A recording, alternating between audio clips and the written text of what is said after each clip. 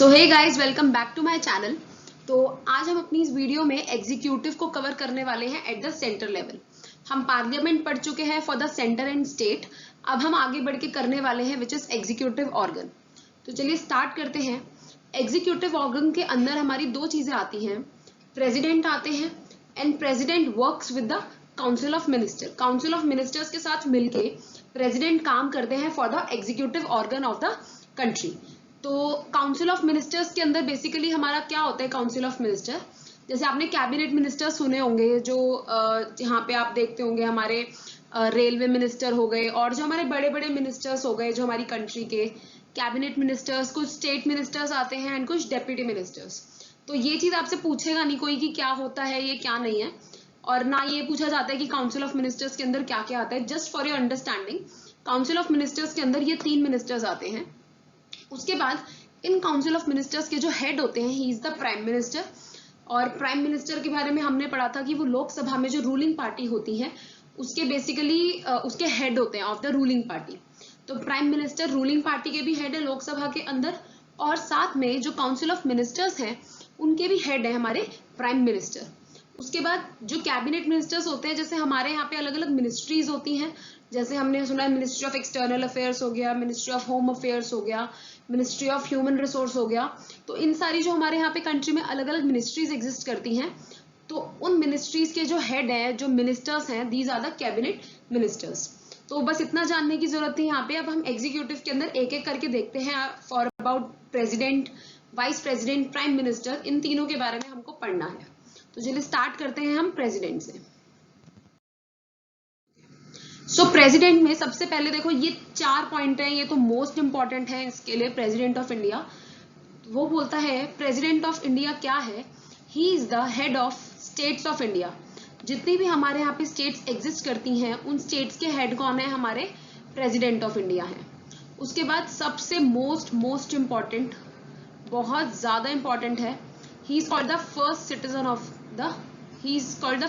Of the country. मैंने यहाँ पे इंडिया लिख दिया है। जो हमारे प्रेसिडेंट होते हैं, he is the first citizen of the country. He is the head of executive body, जैसे अभी हम एग्जीक्यूटिव पढ़ रहे हैं, तो इस पूरी एग्जीक्यूटिव ऑर्गन का हेड कौन है, he is the president of India. उसके बाद he is the supreme commander of armed forces. Armed forces के सुप्रीम कमांडर कौन है, हमारे प्रेसिडेंट है। ये चारों पॉइंट बहुत ज्यादा इंपॉर्टेंट है, और सेकंड वाला तो बहुत ही ज्यादा इंपॉर्टेंट है, फर्स्ट सिटीजन ऑफ इंडिया कौन होता है। एक बार केबीसी में भी कुछ इस तरह से क्वेश्चन पूछा गया था कि who is the first citizen of the country, तो वहां पे आंसर करना था प्रेसिडेंट। केबीसी में भी पूछा गया था, मैंने देखा था एक एपिसोड, आई डोंट नो कि कौन से ईयर का था, बट वहां भी पूछा गया था। सेकंड वाला तो बहुत ही ज्यादा इंपॉर्टेंट है। उसके बाद क्वालिफिकेशंस क्या है, अगर प्रेसिडेंट बनना हो तो he should be a citizen of India, वो सिटीजन ऑफ इंडिया होने चाहिए। एज उनकी कम से कम 35 ईयर्स की होनी चाहिए, minimum age is 35 years. He should not hold any post of profit. Post of profit का मतलब होता है कि वो किसी ऐसी पोस्ट पर नहीं होने चाहिए, ऐसी डिजिग्नेशन पे नहीं होने चाहिए जहां से उनको गवर्नमेंट से सैलरी मिलती हो, बेसिकली सिंपल लैंग्वेज में बोलूं तो। बट इसके कुछ एक्सेप्शंस हैं, मतलब अगर मान लो आप कोई गवर्नमेंट ऑर्गेनाइजेशन में हो, आप कहीं पे वर्क कर रहे हो, किसी डेजिग्नेशन पे हो, और आपको अगर सैलरी मिल रही है, आप इलेक्शंस में खड़ा होना चाहते हो प्रेसिडेंट की, तो पहले आपको अपना इस्तीफा देना पड़ेगा, आपको रिजाइन करना पड़ेगा। उसके बाद यू कैन मतलब basically apply for the post of president. उसके बाद अच्छा, इसकी पोस्ट ऑफ प्रॉफिट के लिए कुछ एक्सेप्शंस हैं कि अगर आप प्रेसिडेंट हो ऑलरेडी कंट्री के, आप वाइस प्रेसिडेंट हो, गवर्नर हो, या फिर कोई मिनिस्टर हो आप, तो बेसिकली आपको अपना रेजिग्नेशन देने की जरूरत नहीं है। These are the exceptions to the post of profit. Exception to the post of profit का मतलब हो गया कि अगर आप इन पोस्ट पे अपॉइंटेड हो तो आपको रेजिग्नेशन देने की जरूरत नहीं है, आप अपनी पोस्ट पर रहकर ही इलेक्शंस लड़ सकते हो। क्लियर। उसके बाद you should be eligible to be elected in Lok Sabha. जो लोकसभा की हमारी एलिजिबिलिटी क्राइटेरिया होता है टू बिकम अ मेंबर, वो आप एटलीस्ट फुलफिल करते हुए होने चाहिए। क्लियर। जैसे हमने पढ़ा था उसमें मिनिमम एजेस मतलब 25 years, you should be a citizen of India. उसके बाद हमने पढ़ा था कि आप डिस्क्वालिफाइड नहीं होने चाहिए, आप यूनेटिक नहीं होने चाहिए, ठीक है। उसके बाद आप इंसॉल्वेंट नहीं होने चाहिए। ये सब कंडीशन जो हमने लोकसभा के लिए देखी थी, वही सारी प्रेसिडेंट ऑफ इंडिया के लिए भी हैं, और उसके अलग 3 क्वालिफिकेशंस और हैं, तो ये आपको फुलफिल करना पड़ता है। तो ये हो गया कुछ बेसिक। आगे चलते हैं, इंपॉर्टेंट पॉइंट समझते हैं जो प्रेसिडेंट ऑफ इंडिया, जहां से क्वेश्चंस बन जाते हैं mainly. Okay, so important points हैं हमारे इसके अंदर। मैंने आपको बोला था जब भी आप किसी पोस्ट पे अपॉइंट होते हो, गवर्नमेंट की पोस्ट पे आप अपॉइंट हो रहे हो, तो आपको ओथ लेनी पड़ती है। लाइक चीफ मिनिस्टर हो गए, हमारे प्राइम मिनिस्टर हो गए, हमारे प्रेसिडेंट हो गए, वो शपथ लेते हैं। तो इनको जो शपथ दिलवाता है वो कौन है? Chief justice of India. Chief justice of India बोल लो या chief justice of supreme court बोल लो, एक ही बात है, बिकॉज पूरे इंडिया के अंदर एक ही सुप्रीम कोर्ट है। तो chief justice of supreme court को ही हम चीफ जस्टिस ऑफ इंडिया बोलते हैं। वो इनको ओथ दिलवाते हैं। इनका जो टेन्योर होता है, ये कितने साल के लिए काम करते हैं? जब ये अपॉइंट होंगे उससे 5 साल के लिए काम करेंगे। उसके बाद अगर इनको रिजाइन करना होता है तो ये अपना रेजिग्नेशन देते हैं टू द वाइस प्रेसिडेंट। उसके बाद इनको हटाया भी जा सकता है, प्रेसिडेंट को। रिमूवल बोलोगे या इम्पीचमेंट बोलोगे, एक ही बात है, पर सिर्फ एक बेसिस के ऊपर आप इनको हटा सकते हो, जो कि होता है आपका वायलेशन ऑफ कॉन्स्टिट्यूशन। क्योंकि आप इतने बड़े लेवल पे काम कर रहे हो, हमारे एक कॉन्स्टिट्यूशन बना रखा है जो सबको गवर्न करता है, पूरी कंट्री को, तो आप कॉन्स्टिट्यूशन के बाहर जाके कोई काम नहीं कर सकते। अगर आपने कॉन्स्टिट्यूशन को ब्रेक करा, वायलेट करा, तो आपको हटाया जा सकता है। ओके, उसके बाद he works on the advice of council of ministers, जो हमने भी पढ़ा था कि president and council of ministers मिलके हमारा एग्जीक्यूटिव ऑर्गन बनाते हैं। उसके बाद ये कुछ इंपॉर्टेंट आर्टिकल्स हैं कि प्रेसिडेंट लोकसभा और राज्यसभा के जॉइंट सेशंस कॉल कर सकते हैं अंडर आर्टिकल 108। उसके बाद वो कुछ ऑर्डिनेंसेस, कुछ ऑर्डर्स पास कर सकते हैं अंडर आर्टिकल 123। तो ये कुछ बेसिकली इंपॉर्टेंट आर्टिकल थे, दो, ये आपको याद रखने हैं। उसके बाद फर्स्ट प्रेसिडेंट ऑफ इंडिया कौन थे? डॉक्टर राजेंद्र प्रसाद। इनका टेन्योर कब से कब तक था वो लिखा है, तो आप पढ़ लीजिए। 26 ऑफ जैन टू 1952, 13 मई 1962। And current president is Ramnath Kovind, जिनका 2017 से स्टार्ट हुआ था और अभी ये टिल डेट अभी ये कंटिन्यू कर रहे हैं। तो these were some important points, जो बहुत इंपॉर्टेंट पॉइंट्स हैं वही मैंने यहाँ लिखे हैं। तो ये सब चीजें आपको याद होनी बहुत जरूरी है। आगे बढ़ते हैं। इसके बाद आ गई हमारे प्रेसिडेंट की पावर्स क्या होती हैं। मैंने कुछ जो इंपॉर्टेंट पावर्स हैं वो यहाँ पे बताई हैं, जैसे लेजिस्लेटिव पावर्स। लेजिस्लेटिव मैंने आपको बताया था कि president is also a part of legislature, क्योंकि अगर आप कोई बिल पास करते हो इन द लोकसभा और राज्यसभा, वो तब तक लॉ नहीं बनता जब तक उस पर प्रेसिडेंट साइन नहीं कर देते। तो लेजिस्लेटिव पावर्स क्या है? वो बिल को साइन कर सकते हैं, वो उसको रोक सकते हैं, वो थोड़े दिन के लिए अपने पास रिटेन भी कर सकते हैं। उसके बाद अगर वो बिल उनको लगता है इसमें कुछ गलतियां हैं या करेक्शंस की जरूरत है, तो वो वापस से पार्लियामेंट के पास, लोकसभा राज्यसभा के पास उस बिल को भेज सकते हैं for review. Second is judicial powers. अगर जुडिशियरी से रिलेटेड उनके पास क्या पावर्स हैं? अगर मान लो आपको कहीं से किसी कोर्ट से पनिशमेंट आपको मिली है, कि आपको मतलब कुछ भी, किसी भी नेचर ऑफ, कोई भी नेचर ऑफ पनिशमेंट आपको मिला है, तो अगर आप उसके बाद प्रेसिडेंट के पास जाते हो, तो बेसिकली ऐसे जा नहीं सकते, बट हाइपोथेटिकली मान लेते हैं कि आप प्रेसिडेंट सर के पास जाते हो अर्जी लेके अपनी पनिशमेंट की कि सर ये बहुत ज्यादा, इसे कम कर दो। तो वो क्या क्या कर सकते हैं उस केस में? वो आपकी पनिशमेंट को कम कर सकते हैं, या फिर वो आपकी पनिशमेंट का नेचर चेंज कर सकते हैं। उसके बाद वो आपकी पनिशमेंट को पूरा खत्म भी कर सकते हैं। तो ये 3 पावर्स हैं उनके पास, which is called judicial powers, that he can reduce the punishment, वो कम कर सकते हैं। Change the nature of punishment, वो पनिशमेंट का नेचर चेंज कर सकते हैं। और वो आपका पार्डन कर सकते हैं पनिशमेंट को, मतलब वो पनिशमेंट को पूरा का पूरा खत्म भी कर सकते हैं। उसके बाद third is your emergency powers. हमारी कंट्री में कभी कभी आपातकालीन की स्थिति घोषित कर दी जाती है, बहुत जल्दी नहीं होती, बहुत रेयरली होती है। तो 3 तरह की हमारे यहाँ पे इमरजेंसीज होती है। नेशनल इमरजेंसी, पूरी कंट्री में इमरजेंसी। स्टेट इमरजेंसी, मतलब किसी पर्टिकुलर स्टेट में इमरजेंसी लगानी है। फाइनेंशियल इमरजेंसी बेसिकली जब हमारी कंट्री का फाइनेंशियल सिस्टम ठीक नहीं होता, स्टेबल नहीं होता, अगर उनको, सर को ऐसा लगता है, प्रेसिडेंट सर को, कि हमारी कंट्री की जो फाइनेंशियल स्टेबिलिटी है वो रिस्क पे है, वो खतरे में है, तो वो फाइनेंशियल इमरजेंसी को डिक्लेयर करते हैं। तो इनके आर्टिकल्स आपको याद रखने हैं कि president can call for national emergency under article 352 के अंदर होती है, स्टेट इमरजेंसी 356 के अंदर होती है, एंड फाइनेंशियल इमरजेंसी आर्टिकल 360 के अंदर होती है। ये आर्टिकल जो आई गेस 360 हमने पहले भी अपनी एक वीडियो में किसी क्वेश्चन में कवर करा था, I don't know the exact video, वहां पर कुछ दे रखा था कि कौन सा आर्टिकल वायलेट होता है, तो उसमें 360 था। वहां पे मैंने आपको बोला था कि हम आगे देखेंगे कि 360 आर्टिकल बेसिकली फाइनेंशियल इमरजेंसी से रिलेट करता है। तो यहाँ पे वो आर्टिकल कवर्ड है कि फाइनेंशियल इमरजेंसी प्रेसिडेंट कॉल करते हैं अंडर आर्टिकल 360। उसके बाद बिल्स के रिगार्डिंग क्या पावर्स है प्रेसिडेंट के पास। देखो, बिल क्या होता है? बिल मीन्स अगर मान लो आपको कॉन्स्टिट्यूशन के अंदर कोई भी चीज चेंज करनी है या फिर आपको कोई नया लॉ बनाना है, तो हमेशा उसके लिए पहले एक बिल इंट्रोड्यूस करा जाता है in any house of the parliament. या तो लोकसभा में इंट्रोड्यूस किया जाएगा या राज्यसभा में इंट्रोड्यूस करेगा, किसी भी उसमें से इंट्रोड्यूस किया जाता है। तो बिल बेसिकली वो प्रोपोजिशन है, मतलब वो बेसिकली आप प्रपोज कर रहे हो कि कुछ चेंज आपको लेकर आना है कॉन्स्टिट्यूशन के अंदर या किसी भी लॉ के अंदर जो ऑलरेडी एग्जिस्ट करते हैं, या फिर कोई न्यू एक्ट पास करना है, कोई न्यू लॉ बनाना है। तो उसके लिए बेसिकली पहले रिसर्च करके पूरी एक रिपोर्ट तैयार करी जाती है कि ये चेंजेस की नीडेड है, ये सब चीजें, तो it is called a bill. अब वो बिल इंट्रोड्यूस करा जाता है in any house of the parliament. आप इंट्रोड्यूस कर सकते हो वेदर इन लोकसभा और राज्यसभा। अगर मान लो लोकसभा में इंट्रोड्यूस करते हो तो उसको राज्यसभा से भी पास कराना होता है। अगर राज्यसभा में इंट्रोड्यूस करा, वहां से पास होने के बाद वो लोकसभा में जाता है पास होने, मतलब आपको दोनों हाउसेस से पास कराना उसको जरूरी है। जब वो दोनों हाउसेस से पास हो जाता है उसके बाद वो जाता है प्रेसिडेंट के पास। प्रेसिडेंट उनको उस बिल को पढ़ते हैं, अगर उनको लगता है कि सब चीज सही है तो वो उस पर साइन कर देते हैं, और जैसे ही वहां पे बिल पे साइन होता है it becomes a law, it becomes a act और इट बिकम्स अ अमेंडमेंट, कुछ भी हो सकता है। तो ये प्रोसेस क्लियर हुआ। अब इसके बाद बिल से रिलेटेड हमने लेजिस्लेटिव पावर्स ऊपर पढ़ी नहीं थी, बट इसमें एक थोड़ा सा मनी बिल के बारे में समझते हैं कि मनी बिल क्या होता है। देखो, हमारा बेसिकली मनी बिल्स होते हैं जब हम किसी खर्चे या रेवेन्यूज के ऊपर कोई बिल प्रेजेंट करते हैं तो उसको बोला जाता है बेसिकली फाइनेंशियल बिल्स होते हैं, वो मनी से रिलेटेड। ठीक है, अब जो हमारे स्पीकर ऑफ लोकसभा होते हैं वो डिसाइड करते हैं कि क्या ये बिल मनी बिल है या नहीं है। अब हर किसी बिल को मनी बिल नहीं बोल सकते, उसकी कुछ टर्म्स एंड कंडीशंस हैं, कुछ उसको फुलफिल करना पड़ता है। वो अंडर आर्टिकल 110 उसमें गिवन होता है, हमारे कॉन्स्टिट्यूशन के आर्टिकल 110 के अंदर डिफाइन करा गया है कि मनी बिल क्या होता है।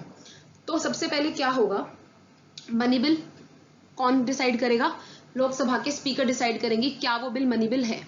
इसका मतलब यहां से कंक्लूजन ये निकलता है कि मनी बिल जो है वो इंट्रोड्यूस ही लोकसभा में किया जा सकता है, आप उसको राज्यसभा में इंट्रोड्यूस नहीं कर सकते, आप सिर्फ उसको लोकसभा में ही इंट्रोड्यूस कर सकते हो। उसको इंट्रोड्यूस करोगे, उसके बाद जो लोकसभा के स्पीकर हैं उसको सर्टिफाई करेंगे कि वो बिल मनी बिल है या नहीं है। अगर वो मनी बिल निकला, अगर वो मनी बिल है तो अब उसके आगे का प्रोसीजर क्या होगा। मनी बिल अगर वो है तो पहले उसको लोकसभा से पास कराना होगा, फिर वो जाएगा राज्यसभा के पास। अब इसके बाद देखो, अब इसमें क्या होता है, मनी बिल के पास बहुत एक पावर्स हैं, ठीक है, कि उसको कोई भी हाउस ना रोक नहीं सकता। इसका मतलब जब वो राज्यसभा के पास जाएगा तो राज्यसभा उसको रोक नहीं सकती, बस वो 14 दिन तक के लिए रोक सकती है। अगर कोई रिकमेंडेशंस है, मान लो 14 दिन में वो स्टडी करते हैं उसको, उसके बाद अगर उसमें वो देखते हैं कि यार ये कमियां हैं, इसको सही करा जाना चाहिए, तो वापस से लोकसभा के पास भेजेंगे। अब लोकसभा की मर्जी है कि वो लोग उस बेसिकली उनकी जो सजेशंस हैं उनको माने या नहीं माने। अगर वो नहीं मानते तो वो फिर से राज्यसभा के पास भेजेंगे। अब राज्यसभा उसको रोक नहीं पाएगा। इसका मतलब अगर मैं देखूं कि Rajya Sabha only has 14 days of time period कि या तो वो उसमें उसको पास कर दे या वो होल्ड कर दे या वापस दे दे। 14 दिन के बाद अगर मान लो राज्यसभा ने उसको देखा भी नहीं, बिल को अभी पढ़ा है, कुछ देखा नहीं, कुछ नहीं, तो 14 दिन के बाद ये अपने आप मान लिया जाएगा कि वो बिल जो है ना वो पास हो चुका है। इतनी पावर्स है मनी बिल के पास कि उसको कोई रोक नहीं सकता। राज्यसभा से मान लिया जाएगा कि ये बिल ऑलरेडी पास हो चुका है, तो जैसे वो राज्यसभा से पास होके प्रेसिडेंट के पास जाएगा, प्रेसिडेंट भी उसको ना तो वापस कर सकते हैं ना उसको होल्ड कर सकते हैं, वो साइन कर देते हैं, उनको साइन करना पड़ता है, वो उस बिल को रोक नहीं सकते। तो इतनी पावर्स है मनी बिल के अंदर कि उसको कोई भी हाउस रोक नहीं सकता, उस पर साइन करना ही पड़ता है। Rajya Sabha and president sir are bound to sign on the money bill. उसके बाद उसको इंट्रोड्यूस किया जाता है इन लोकसभा। अच्छा, इसको इंट्रोड्यूस जो किया जाता है वो किया जाता है on the recommendations of president. तो जब प्रेसिडेंट सर ही रेकमेंड कर रहे हैं उसको, तो वो कैसे मना कर देंगे कि मैं इस पे साइन नहीं कर रहा। तो बेसिकली ये सब चीजें होती हैं, यही सब चीजें यहाँ पे लिखी हुई हैं, आप पढ़ लीजिए। तो ये था ऑल अबाउट आवर बिल कि कैसे इंट्रोड्यूस होता है, कैसे वो पास होता है और मनी बिल्स क्या होते हैं। आगे बढ़ते हैं। ओके, सो नेक्स्ट आ गया हमारा वाइस प्रेसिडेंट। प्रेसिडेंट के बारे में उतना ही जानना बहुत था आपके लिए। वाइस प्रेसिडेंट अब पढ़ते हैं कि क्या होते हैं। ये लाइन हम पहले भी पढ़ चुके हैं। He is the ex officio chairman of Rajya Sabha. इसका मतलब जो हमारे प्रेसिडेंट होंगे वही हमारे चेयरमैन, जो हमारे वाइस प्रेसिडेंट होंगे वही हमारे राज्यसभा के चेयरमैन भी होंगे। इसका मतलब उनकी एलिजिबिलिटी होनी चाहिए जो राज्यसभा के मेंबर बनने की एलिजिबिलिटी होती है, तो वही यहाँ पर है। उसके बाद सेम वेज इनकी भी मिनिमम एज कितनी होनी चाहिए, 35 ईयर्स ऑफ एज होना चाहिए इनका मिनिमम। उसके बाद इनको ओथ कौन दिलवाएगा, प्रेसिडेंट सर दिलवाएंगे। इनको अपॉइंट कौन करता है, प्रेसिडेंट अपॉइंट करते हैं। ये रिजाइन किसको देते हैं, अपना रेजिग्नेशन किसको देते हैं, प्रेसिडेंट को ही देते हैं। ये जो सब चीजें मार्क्ड है ना, ये बहुत ज्यादा इंपॉर्टेंट है एग्जाम पॉइंट ऑफ व्यू से, तो ये सब चीजें आपको याद रखनी ही रखनी होती हैं। उसके बाद हमारी कंट्री के फर्स्ट वाइस प्रेसिडेंट कौन थे, डॉक्टर एस राधाकृष्णन, या फिर कह लीजिए फर्स्ट चेयरमैन ऑफ राज्यसभा। उसके बाद करंट हमारे कौन है, एम वेंकैया नायडू हैं हमारे, जो भी करंट चेयरमैन है राज्यसभा के, हमारी कंट्री के कह लो वाइस प्रेसिडेंट हैं। उसके बाद वाइस प्रेसिडेंट के जो इलेक्शंस होते हैं वो इनडायरेक्ट इलेक्शंस होते हैं। हमने ये भी पढ़ा था कि राज्यसभा के भी इनडायरेक्ट होते हैं, तो वाइस प्रेसिडेंट के भी कैसे होंगे, हमारे इनडायरेक्ट इलेक्शंस होंगे, डायरेक्ट इलेक्शंस नहीं होते। इतना सफिशिएंट था आपको पढ़ने के लिए। आगे बढ़ते हैं। Next is prime minister. बहुत ज्यादा नहीं पढ़ना इनके बारे में भी। इनको अपॉइंट कौन करता है, प्रेसिडेंट करते हैं। He is the leader of the ruling party. Ruling party के लीडर हैं, जो लोकसभा की रूलिंग पार्टी होती है उसके लीडर हैं ये। उसके बाद president works on the advice of council of ministers. President का मैंने बताया था कि वो काम करते हैं on the advice of council of ministers. And जो प्राइम मिनिस्टर है, he is the head of council of ministers. Council of minister के वो हेड भी हैं। तो इसी वजह से वो एक बेसिकली एक कम्युनिकेशन का चैनल प्रोवाइड करते हैं between the president and the council of ministers के बीच में वो कम्युनिकेशन है, मतलब कम्युनिकेशन चैनल की तरह वो वर्क करते हैं। उसके बाद क्योंकि इनको देखो अपॉइंट कौन कर रहा है, प्रेसिडेंट कर रहा है। ये एडमिनिस्टर ओथ कौन दिलवाता है इनको भी प्रेसिडेंट ही ओथ दिलवाते हैं। तो ये 4-5 पॉइंट आपके बहुत थे याद रखने के लिए। फर्स्ट प्राइम मिनिस्टर कौन थे हमारी कंट्री के, पंडित जवाहरलाल नेहरू। इनका टेन्योर लिखा है आगे। उसके बाद करेंट इज नरेंद्र मोदी। ये 2014 से टिल डेट अभी तक हमारी कंट्री के प्राइम मिनिस्टर हैं। अब थोड़ा सा समरी देख लेते हैं अबाउट द प्रेसिडेंट। देखो वाइस प्रेसिडेंट और प्राइम मिनिस्टर का बहुत ज्यादा नहीं है, मेनली प्रेसिडेंट का है। उसकी एक बार समरी पढ़ लेते हैं जल्दी से। ओके, सो यहाँ पे सारी लिखी हुई है कि किस किस को प्रेसिडेंट अपॉइंट करते हैं। हमने एंग्लो इंडियन कम्युनिटी के बारे में पढ़ा था, लोकसभा के अंदर उसके 2 मेंबर्स को प्रेसिडेंट अपॉइंट करते हैं। राज्यसभा के 12 मेंबर्स हमने पढ़े थे on the basis of art, literature, science in field से। उसके बाद वाइस प्रेसिडेंट अभी अभी पढ़ा है। गवर्नर के बारे में हम आगे पढ़ेंगे जब हम स्टेट एग्जीक्यूटिव को कवर करेंगे। प्राइम मिनिस्टर अभी पढ़ा। उसके बाद काउंसिल ऑफ मिनिस्टर्स जो हैं उनको भी प्रेसिडेंट अपॉइंट करते हैं, but on the advice of prime minister. जजेस of supreme court including chief justice of India. जितने भी सुप्रीम कोर्ट के जजेस हैं, हाई कोर्ट के जजेस हैं, और उनके अपने अपने chief justice of supreme court as well as chief justice of high court जो हमारे यहाँ पे होंगे, उनको भी अपॉइंट कौन करता है, प्रेसिडेंट अपॉइंट करते हैं। उसके बाद ये कुछ अदर कॉन्स्टिट्यूशनल बॉडीज हैं हमारे यहाँ पे, लाइक इलेक्शन कमीशन है हमारे यहाँ पे, यूपीएससी आपने सुना होगा। उसके बाद फाइनेंस कमीशन है हमारे यहाँ पे, उसके चेयरमैन को, ठीक है, advocate general of India, attorney general of India, CAG को अपॉइंट करते हैं। कैग की फुल फॉर्म होती है controller and auditor general of India. तो इन सबको भी अपॉइंट कौन करता है, प्रेसिडेंट अपॉइंट करते हैं। तो आपके ऊपर वाले तो मोस्ट इंपॉर्टेंट हैं और नीचे वाले भी आपको नाम याद रखने होंगे। उसके बाद ओथ्स एंड रेजिग्नेशन, इसको समझ लेते हैं। देखिए पोस्ट क्या है, प्रेसिडेंट की पोस्ट है। ओथ कौन दिलवाता है, प्रेसिडेंट को ओथ खुद प्रेसिडेंट नहीं दिलवा सकते, इसलिए इनको chief justice of India oath दिलाते हैं। अपना रेजिग्नेशन भी ये खुद नहीं मतलब खुद को ही रेजिग्नेशन नहीं दे सकते, इसलिए रेजिग्नेशन किसको देते हैं, ये वाइस प्रेसिडेंट को देते हैं। बाकी में मेनली देखोगे कि तो प्रेसिडेंट ही चलेगा। जैसे वाइस प्रेसिडेंट के ऊपर प्रेसिडेंट होता है तो ओथ प्रेसिडेंट दिलवाते हैं, और रेजिग्नेशन भी प्रेसिडेंट को दे देते हैं। प्राइम मिनिस्टर को ओथ कौन दिलवाता है, प्रेसिडेंट दिलाते हैं। रेजिग्नेशन भी किसको देते हैं, प्रेसिडेंट को ही देते हैं। अच्छा, इनकी अपॉइंटमेंट भी प्रेसिडेंट ही कर रहे हैं, ध्यान रखिएगा। यहाँ पे पढ़ा है हमने अभी, प्राइम मिनिस्टर की अपॉइंटमेंट इज योर कौन करता है, प्रेसिडेंट करते हैं। तो अपॉइंटमेंट्स इधर लिखी है, ओथ्स एंड रेजिग्नेशंस इधर लिखे हैं। उसके बाद स्पीकर ऑफ लोकसभा, याद कीजिए मैंने आपको बोला था कि एक ही ऐसी पोस्ट है जिसपे ओथ नहीं ली जाती, which is speaker of Lok Sabha. अपना रेजिग्नेशन किसको देते हैं, डेप्यूटी स्पीकर को देते हैं। गवर्नर को अपॉइंट कौन करता है, प्रेसिडेंट करता है। ओथ भी प्रेसिडेंट दिलवाते हैं और रेजिग्नेशन भी प्रेसिडेंट को होता है। देखो जो अपॉइंट करता है बेसिकली हमेशा रेजिग्नेशन उसी को दिया जाता है, ठीक है, बट प्रेसिडेंट का यहाँ पे अलग है और थोड़ा सा लोकसभा के स्पीकर का अलग है। लोकसभा के स्पीकर का याद इसलिए रख सकते हो क्योंकि स्पीकर ऑफ जो लोकसभा है वो इलेक्ट किए जाते हैं अमंग द मेंबर्स, जो लोकसभा के ही मेंबर्स हैं, इसलिए थोड़ा अलग है। और प्रेसिडेंट का इसलिए अलग है क्योंकि प्रेसिडेंट ना तो खुद को अपॉइंट कर सकते हैं, ना वो खुद को ओथ दिला सकते हैं, ना वो खुद को रिजाइन कर सकते हैं। बाकी देखो सब में प्रेसिडेंट चल रहे हैं, chief justice of India, governor, सबका प्रेसिडेंट ही चल रहा है। तो उस तरह से आप याद रख सकते हो। इन मेनली इन दो को याद रख लो, प्रेसिडेंट और स्पीकर ऑफ लोकसभा, बाकी सब में तो है ही प्रेसिडेंट, सिंपल एंड शॉर्ट। तो this is all about our executive organ जो हमारा था। सो हमने कंप्लीटली अपना सेंट्रल एग्जीक्यूटिव ऑर्गन को हमने कवर कर लिया इस वीडियो के थ्रू। आई होप आपको समझ आया होगा, पसंद आई होगी वीडियो। तो अच्छे से प्रिपेयर कीजिए और इस वीडियो को शेयर कीजिएगा अपने फ्रेंड्स एंड रिलेटिव्स के साथ, ताकि जिसको भी इस वीडियो का बेनिफिट लेना हो उस तक जरूर पहुंच सके। बहुत इन्फॉर्मेटिव वीडियोज हैं, कॉमनली भी हमारी लाइफ में हमें ये चीजें पता होनी चाहिए। तो these videos are very informative for anyone and everyone. तो do well, all the very best and bye bye.